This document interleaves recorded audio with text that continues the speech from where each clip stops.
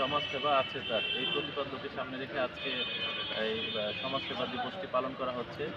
এই দিবসের মূল উদ্দেশ্য হচ্ছে আমাদের মানে সমাজের ভেতরে যারা পিছিয়ে পড়া জনগোষ্ঠী আছে, বিভিন্ন সুবিধা বঞ্চিত জনগোষ্ঠী যারা আছে, হঠাৎ করে ইমার্জেন্সি যে সকল রোগীরা হাসপাতালে যায় কিন্তু তাদের কোনো সাপোর্ট থাকে না, আর্থিক অভাব অনটন থাকে, তারপরে ভিক্ষুক মানে একদম পিছিয়ে পড়া হিসেবে যাদেরকে ধরি যে ভিক্ষুক যারা রাস্তায় ভিক্ষাবৃত্তি করে থাকে, তাদেরকে সেই প্রফেশন থেকে আমাদের মূল ধারায় নিয়ে আসার জন্য যে প্রতিষ্ঠান একদম সরকারি প্রতিষ্ঠান ওতপ্রোতভাবে জনগণের সাথে কাজ করে যাচ্ছে সেটি হচ্ছে সমাজ সেবা অধিদপ্তর।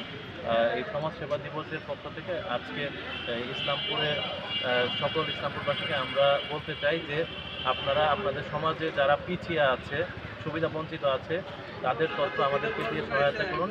আমরা তাদেরকে সেই জায়গা থেকে আমরা আমাদের মূল ধারার কাঙ্ক্ষিত জায়গায় নিয়ে আসার জন্য উপজেলা প্রশাসন এবং সমাজ সেবা অধিদপ্তর যৌথভাবে কাজ করে আমরা ইসলামপুরে কোনো বৈষম্য না রেখে সকল বৈষম্য দূরীকরণের মাধ্যমে সবাইকে এক কাতারে নিয়ে আসতে যেন সক্ষম হই, এই লক্ষ্যে আমরা কাজ করে যাচ্ছি।